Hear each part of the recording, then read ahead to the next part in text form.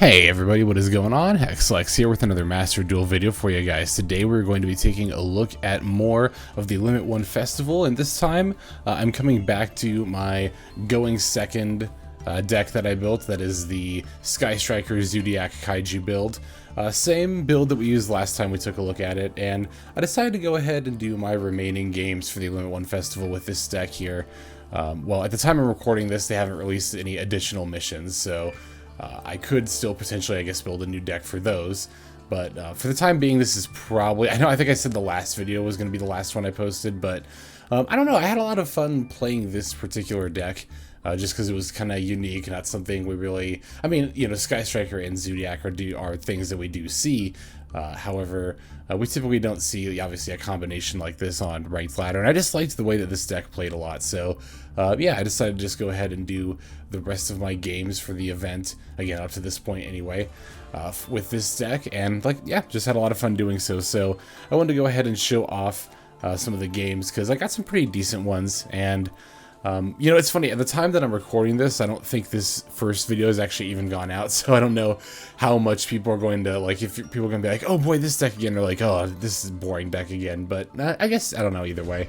I want to showcase the deck, so I'm going to go ahead and do so. So let's go ahead and go through the list here real quick, and then we'll take a look at some of those replays. So in this deck, we are playing Psyframe Driver, Effect Veiler, Max C, Psyframe Gear Gamma, Ash Blossom and Joyous Spring, Ghost Bell and Haunted Mansion, Zodiac Bunny Blast, Zodiac Whiptail, Zodiac Thoroughblade, Zodiac Ram, Zodiac Catarist, Sky Striker Ace Ray, Sky Striker Ace Roz, Kamungus the Sticky String Kaiju, Gamma Seal the Sea Turtle Kaiju, Gadarala, that name always trips me up, the Mystery Dust Kaiju, Uzikiru, they all do, the Star Destroying Kaiju, One Nibiru the Primal Being, Raigeki, Harpy's Feather Duster, Reinforcing the Army, Terraforming, Pot of Avarice, Sky Striker Mobilize Engage, Sky Striker Maneuver Afterburner, Sky Striker Maneuver Jamming Waves, Lightning Storm, Pot of Prosperity,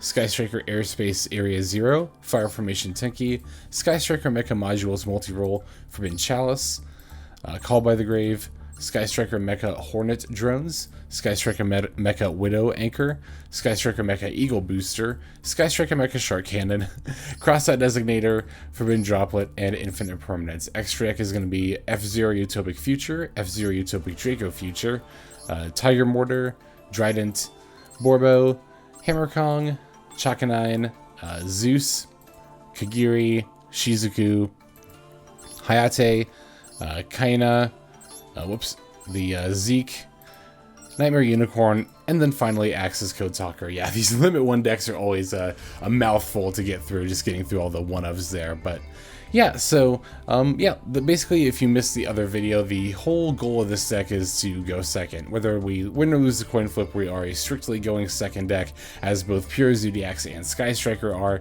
and this being a blend of the two, plus the Kaijus, obviously. We want our opponent to have monsters on the board in order to be able to summon them. So for all those reasons, we want to go second. And this is actually a really solid deck in this format in particular, because hand traps aren't quite as abundant, and more importantly, it's a little bit more difficult to consistently end on boards with a bunch of negates. So that makes going second decks a little bit more stronger going into a format like this. That, and also the fact that we're able to go pretty consistently into our powerful plays. Like, it takes just any one of our Zodiac monsters to be able to go into a Zeus, right? And similarly, it just takes any way to get into Ray, or even just Hornet Drones or Roz. We have a ton of ways to start setting up our, like, Sky Striker plays as well. The Sky Striker spells also just in general being, like, fairly good in this format, just overall powerful spells.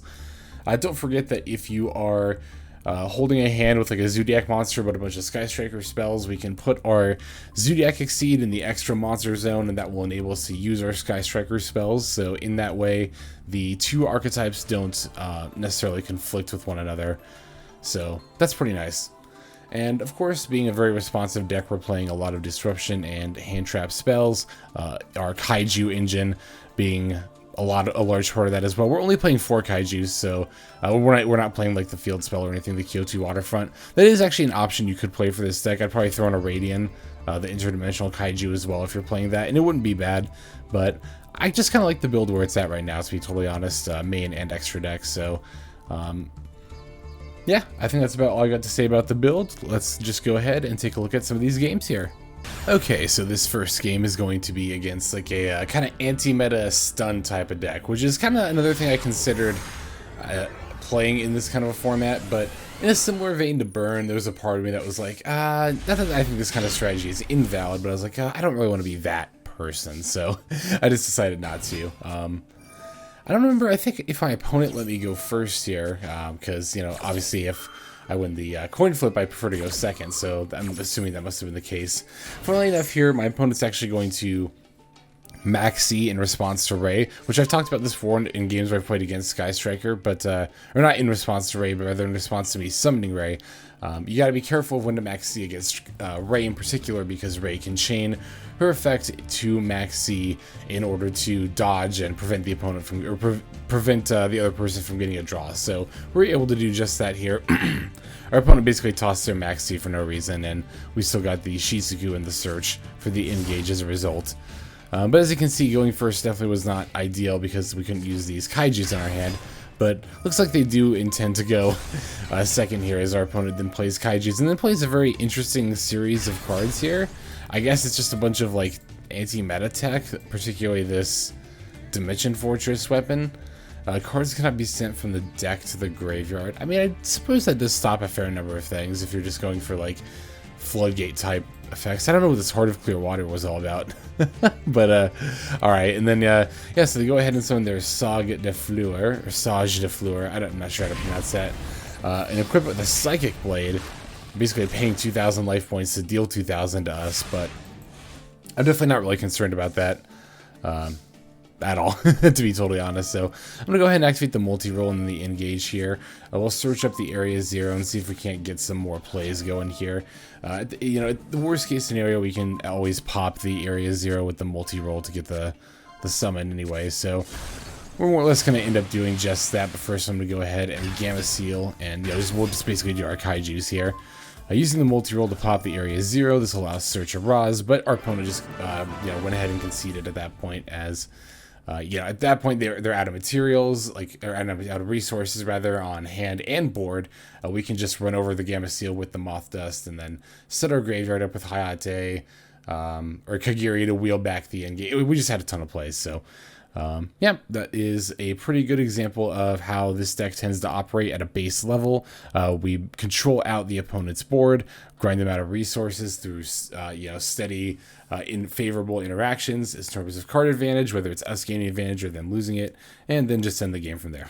So alright, let's go ahead and move on to the next one. So this game is going to be against Phantom Knights, which, as we covered towards the beginning of the event, you know, are a very good deck for this event, as they're able to pull off their like main powerful plays with relatively easy requirements to fulfill. So we're going second here. Pretty solid opening hand. We got a couple of Zoos, we got a Ray, and we got some decent options. Definitely helps that our opponent apparently bricked somehow with Phantom Knights, only setting one back row before passing. We'll use our jamming waves to get rid of it. I'll summon Thoroughblade, and I'll go to activate the effect here. Opponent's going to Maxi in response to the normal summon, so you know, at the very least, we get enough warning to not, you know, completely go off. That is the nice thing about Zodiacs, that like if they're going to Maxi, they have to do it, you know, before you can special summon. So even though it's going to limit the plays you can do, you at least get to you know, be more in control and dictate how many cards they draw, and not have to like excuse me, commit a whole bunch of summons necessarily to a play. So I could have just gone into a Drytron and only given them one draw here, but I decided it was worth it to go give them one more draw to go into a Zeus here for a total of only, you know, 2 draws. So even though the Maxi was a +1 for them, still going into a Zeus, having the 3k defense wall, of course with the more important parts of the board wipe, definitely the way to go here. So I'm going to Zeus from the Tribune to get summoned. This did end up being a bit premature, as my opponent activates Monster Reborn. I guess technically I should have let the Tribune activate its effect and then Zeused. Perhaps maybe it would have been right to do it when the Graph activated, so that way the Seer would have been on board, but they still would have brought back the Tribune later. I could have waited until the Bardish came out, but then at that stage you would have just done the same thing and Monster Reborn to the the Bardish anyway. So I think to a certain degree, you know, it did just come down to them having Monster Reborn. I think in most scenarios, you know, getting the Shrubney there without allowing them to activate, because that was my goal, was to not give them a chance to activate the effect, because remember that Shrubney sending a monster from deck to the graveyard is a cost. It is not a part of the effect. So even if you respond to the effect or negate it, they'll still send the monster, which is often just the thing. Well, not even often. It is just the thing they were trying to do anyway. The attack boost definitely not really mattering. So, although I guess to be fair, I could have. Well, I mean, there's a million different ways I could have done it. They would have had Monster Reborn all the same. So, that, like I said, that is ultimately what ended up kind of doing me in there a little bit. So, at this point, I kind of thought I was just done, but I think my opponent could have probably gone for more plays if they had actually popped the Break Sword here instead of their face down card, to get them back as level 4s, and then maybe, you know, synchroed into something, or not synchroed, overlaid into something else. So I guess they were just going to go for Zeus here, so maybe that's why they did what they did. But I don't know, it seems like my opponent probably could have made lethal, although I couldn't tell you how off the top of my head, so maybe they couldn't, who knows. Either way, we're going to have to play around the Zeus here, but fortunately we have a droplet to do just that. I'm going to Prosperity and end up getting the Hornet Drones here. Just setting up my graveyard to make this engage, you know, live. And we've got the Prosperity, the Jamming Waves, and now, of course, the Terraforming to do so. So, I'm going to go ahead and activate Area 0 and then Droplet. I thought that would actually let me get a free Roz, but I didn't need the Roz anyway. So, because my opponent just went ahead and conceded here. Upon seeing all this advantage I have, they know I have the Hornet Drones, they know I'm engaging. So, yep, that is going to do it for that game. Another good example of how it's funny with Sky Strikers in general, but especially control decks like this one. And this was the case with Pure Zodiac too. You often win from your opponent conceding, not necessarily when you have lethal or about to reduce their life points to 0, but just from putting them in a position where they're not able to really respond, and they know that they're so far behind and or you're so far ahead that they just have no chance of coming back. So if you're looking for decks to fill opponents with extra despair, then I highly recommend control decks like Sky Striker and Pure Zodiac. So, alright, yep, let's go ahead and go into the next game. Alright, this game is going to be against Heroes, which as we all know is my favorite. So any chance to feature a game against Heroes, a game, you know, featuring Heroes in general, I will always take it. So looking at this hand here, it's looking pretty decent. I've got a Valor for disruption on my opponent's turn, a Chalice for potentially disruption on my turn, as well as the Kaiju, the Terraforming, the Shark Cannon, the Terraforming for the Area 0, potentially getting us plays. Now, we do have to be mindful that in this matchup, there is the possibility of getting DPE'd. I've seen some people in the comments say, like, oh, you don't have to worry about DPE, DP is banned. If I recall correctly, I don't remember if we actually get DP'd this game. I think maybe we do, but if I recall correctly, you know, it's actually Vert and Fusion Destiny that are banned. So if you're playing Heroes, you can still like poly. You can just poly for DPE. So DPE itself is not banned. You just have to actually now be playing Heroes in order to play it. So I'm gonna go ahead and go for the engage, or not the engage, the Hornet Drones into the Hayate here. And the reason I did this and then just went into a Zodiac play anyway was to probe for a response. I think this actually came up in a game, the last video that I featured this deck in as well.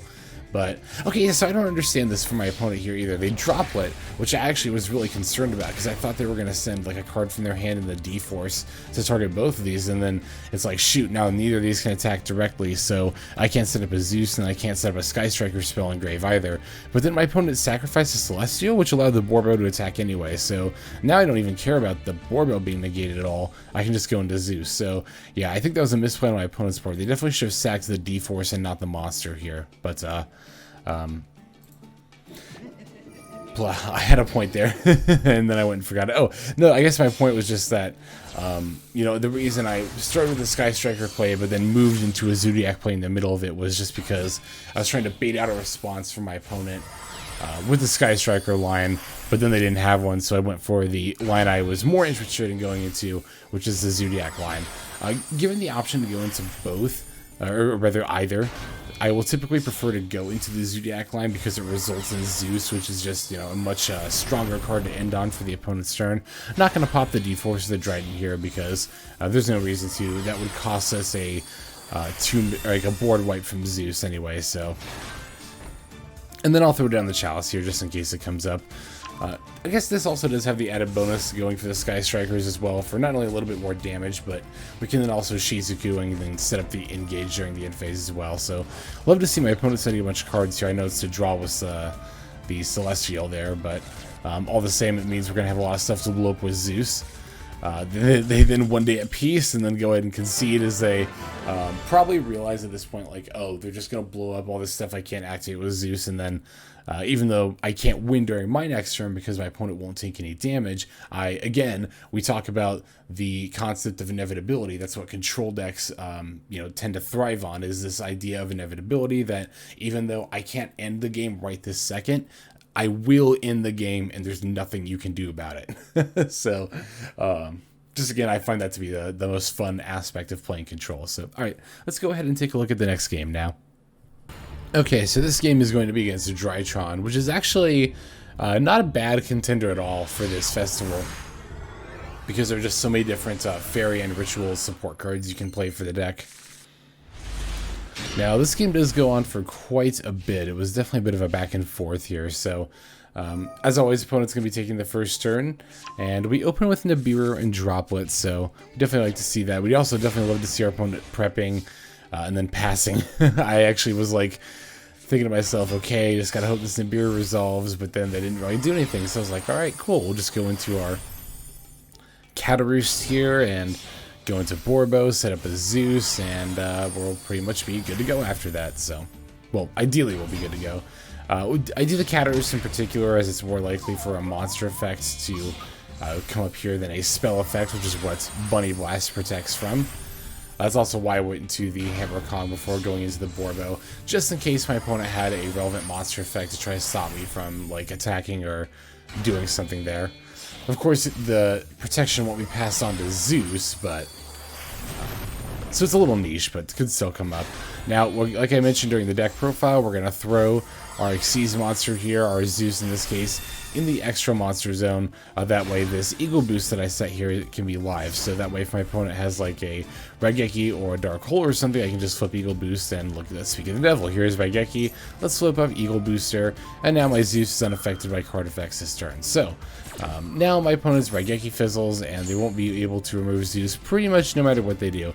And as a result, they can't really commit to the board because my Zeus has 6 materials and can wipe pretty much anything they can do. So, yep, we'll just summon Ray, smack him with Ray and Zeus. Can't go for a Link monster with Ray because Zeus is in the extra monster zone, but that's fine. It's not really too much to worry about here. I'll set Droplet at this point because my opponent's life points are so low. Unfortunately, at this point, my opponent does have the Lightning Storm, so they are going to be able to answer Zeus now, but it doesn't seem like they have a follow-up play, so that is rather fortunate for me.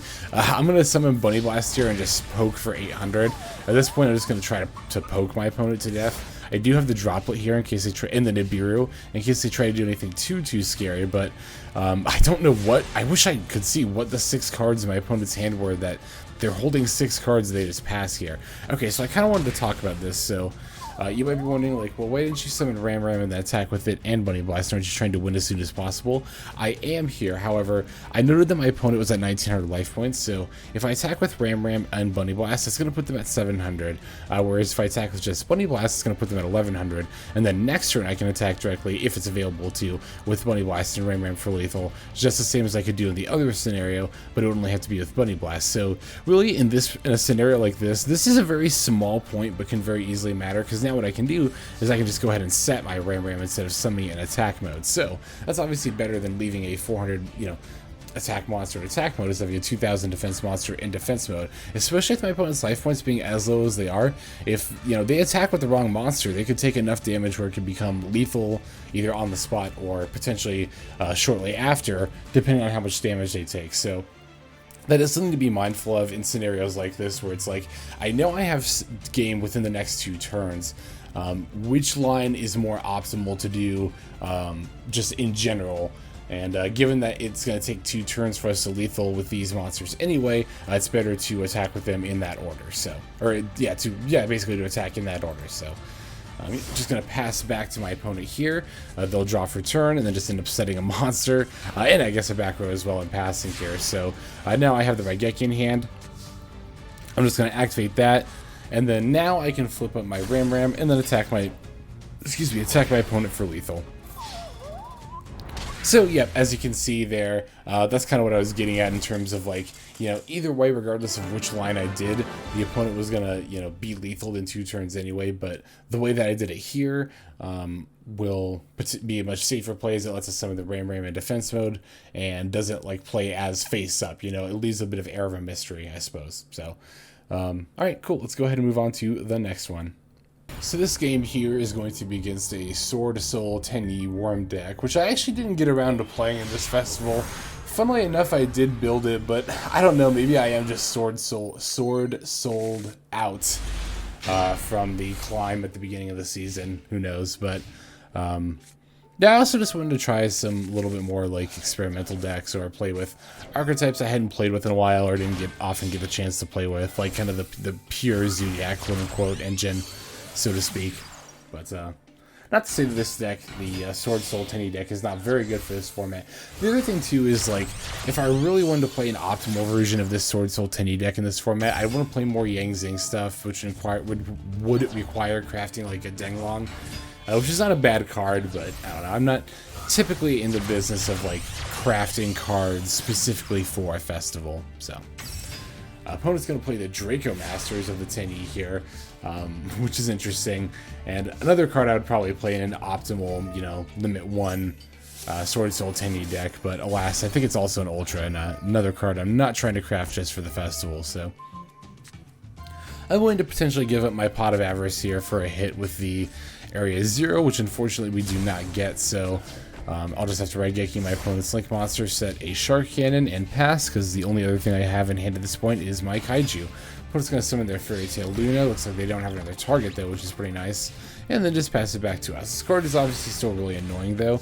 And is actually really good in this format, because you're never really able to prevent the bounce effect there. So, fortunately, though, we have a Kaiju, so we can just take care of that pretty easily. The other nice thing about combining Sky Striker and Sword Souls, Jesus Christ, Sky Strikers and Zodiacs, is that this interaction comes up a couple of times for me over the course of this event, where you can Area 0 and target the Tenki. Just having the free thing to target is nice. That's all I was trying to say there, if my brain would allow me. So yeah, I'm going to put the Kaiju on the opponent's side of the board and then start going for my Zoos. Again, putting them in the extra zone, so that way my Sky Striker spells are live here. My Shark Cannon, Widow Anchor, and Eagle Booster, a nice little suite of spells to have. I know I talked about maybe taking Eagle Booster out in the last video, but definitely after these games I realized, like, no, Eagle Booster is just a really, really solid card here to protect our Zeus or whatever play that we end up committing into with either the Sky Strikers or the Zodiacs.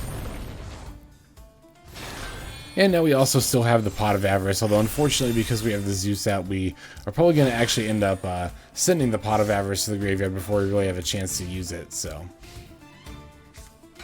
Now, you know, that said, it's not the end of the world if we do, and we still have the Widow Anchor. That's also why I didn't set the Widow Anchor and the Eagle Boosters, because I didn't want them. I actually should have set the Eagle Booster, now that I think about it. Definitely should have set that to help protect the Zeus here, but the Widow Anchor should have stayed in hand. That was fine, but it didn't end up mattering either way, as the opponent is not able to come back against the Zeus.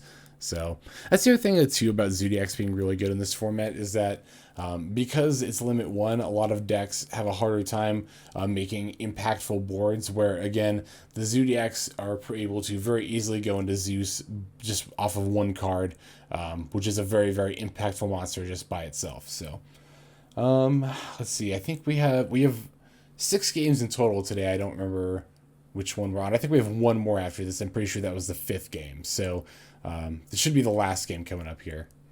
And yes, sure enough, yeah, this is going to be the last game. This is going to be against like Trizu with a Sky Striker engine. So I actually did kind of consider that when I was putting together this iteration, but I thought it'd be more consistent to lead into a pure Zodiac strategy to accompany the Sky Strikers, as opposed to also trying to fit in the Tri Brigades. I figured the Tri Brigades would fit better with something like the Leerlusks, like we tried in that live video, which is, be the last limit 1 video we did. So yeah, opponent's going for a Sky Striker line here at the beginning with the Area 0 and the Ray.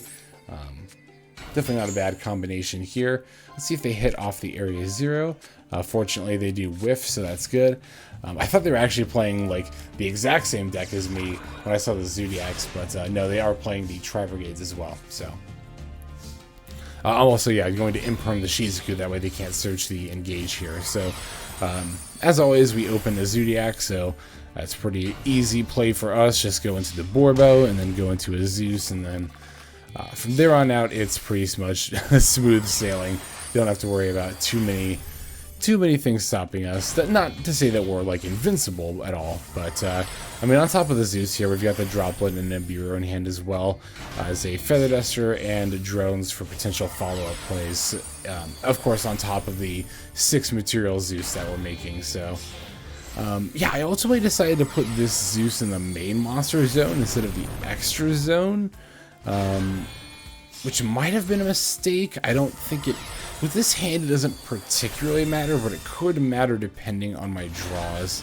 I feel like you could potentially make an argument for either case, for either putting the Zeus in the main or extra zone, but ultimately went with the main zone here. I thought about... okay, so here's the thing, actually, right? I thought about activating Zeus in response to this Tenki, because if I had, they wouldn't have gotten the search, but I saw the Zodiacs earlier, and I thought to myself, oh, it's a mirror match, so I can just let the Tenki go. I don't have to Zeus in response. But then they search a Fractal, which took me by surprise. So had I had an inclination that they were playing Tri Brigades and they would have searched a Fractal, then yeah, I would have detached 2 materials in response to the Tenki being activated, because even though Zeus doesn't negate, continuous spell and trap cards, when they're activated, need to remain on the field in order to resolve their effects. So if I had activated Zeus in response, the Tenki search would not have gone through. So again, I thought they were going to summon a Zodiac, so I figured, oh, I can just wait until they normal summon the Zodiac and then I'll Zeus. But again, had I known they would be searching a Fractal, I definitely would have activated Zeus in response here. But it's not going to matter too much, but it is a small point that I wanted to make there. See it doing the Fractal line for Keros, because it's about, you know, the only thing they can search. They go for another area 0 here. They whiff again, which is obviously really good for me. Now making away the Shizuku into the Hayate. Now that Hayate is on board, I'm going to wait until they go into battle phase, and then I'll go ahead and activate Zeus's effect. So that way they're not able to search or set up a spell to dump with the Hayate there. They get the Raz off the area 0. That's fine with me. I'm not too fussed about that. Going for Kaina, not super concerned about that. Like, yeah, I can attack with my Zeus during the next turn, but you know, I still have a Zeus with 4 materials on the board, which is, you know, the most important part. The Avarice hurts here. Definitely the Kaiju does as well, that they draw off the Avarice, and they then go for the Whiptail, but end up linking instead of overlaying, which is nice. Well, I guess they would be able to go for a Zeus anyway, so using Zeke to banish the Gamma Seal, which is actually going to come up in an interesting way a little bit later on in the game. At this point, as they go to end their turn on Nibiru, I probably should have summoned this token in attack mode for a little bit of damage, but ultimately it's not. It's kind of whatever. But I do want a Nibiru here while I have a chance to activate it. So I'll Feather Duster their 1 back row. Obviously, it's definitely worth it, even though it's only 1 face down. As we can see, the Widow Anchor is gone. Not that they could have used it because they had the token and the Ray here. So, okay, yeah. So what I ended up doing here is I ended up using the Droplets to sack the Nibiru, which looks a little bit weird, but I want to free up my main monster zone so that I could use Hornet Drones. Not only that, but by sending the Nibiru with the Droplet to negate the Ray, I prevent them from chaining with Ray's effect. Both now in this instant and then later in the turn as well, which I do think they still had. Yeah, they'd Avarice back all their Sky Striker extra deck monsters, so they had a ton of options to go into. Yeah, we'll go ahead and then use the Hayate into Kagiri here. We can set up an Engage, and we have 3 spells engraved, so that's going to get us a search and a draw. We also already have the Widow Anchor, so that's pretty promising as well. I'm going to get the Afterburners here to pop the Ray, and because we're the luckiest player in the world, we just ripped the Pot of Avarice off the top of the deck. So I'm going to activate it now. I was a little tempted to save it to put back some Sky Striker stuff, but I decided it would actually be better to just set up my Zodiac and Zeus engine again, as that is typically the slightly more powerful of the two, and particularly in this scenario where our opponent's low on resources, is probably going to be the more impactful of the two. The fact that we also have a whiptail definitely does not end up hurting. So we set up the Sky Striker spells, but then the Gamma Seal comes back, and that's what I was talking about earlier, where that ends up coming back in an interesting way. So yeah, I actually totally forgot about the Gamma Seal coming back when I said those Sky Striker spells. That is going to prevent us from using the Widow Anchor or the Eagle Booster as long as this Gamma Seal is in play, but it's not really going to matter too much. Yeah, opponent's going to summon Chaos, they're going to get to activate the effect, but I still have a Whiptail, and I can still go into, again, Zodiac and or Zeus plays, because I set that back up with my Pot of Avarice. I do have to be mindful, though, of this Revolt that my opponent is setting up here. So I think ultimately, I should, like in an ideal world, I would remember that Gamma Seal was coming back and not set the Widow Anchor or the other, was it a Shark Cannon? I believe, no, an Eagle Booster. Shouldn't have set those, but not the end of the world by any stretch of the imagination here. I'm going to go ahead and activate the Shark Cannon and get the raid back. My opponent then concedes right then and there, which I definitely thought was premature. I mean, my plan was to Shark Cannon for the raid, to put it on my board to Area 0, to use that to try to bait the Revolt line. And then once I had done that, then I could have normal summoned the Whiptail, gone into a Zodiac and then a Zeus play, and then assumed control of the game from there. But I still think that was a bit premature of my opponent to concede there. I was actually still not like 100% sure if this was going to ultimately end up, resolving, because my opponent kind of called my bluff, so to speak, with the Ray and Area 0 line and didn't respond by revolting and waited until I played the Zodiac and then revolted the Zodiac monster, I actually would have been in a world of trouble and probably would have just lost the game there. So just goes to show I always like to throw in good examples of games like that where it's like, I feel either me or my opponent conceded a little bit prematurely in a scenario where they could have potentially still won the game, which my opponent could have done there. I mean, not that they really could have known what was in my hand, but given the fact that I put back Zodiac and Zeus stuff with Pot of Avarice, that might have been a good indicator to them, which actually might have been why they conceded. They might have saw that and thought, oh, they're just going to go for a Zeus play. But, had they basically not conceded to my bluff and called it instead, then that game would have actually turned out in their favor, I think, ultimately. So, all right, that's about all I've got for games now. Let's go ahead and move on to the outro. Okay, everybody, just wanted to thank you for watching to the very end of the video like this. I am super appreciative of that. That is a huge help to the channel when you guys do that, so thank you very much.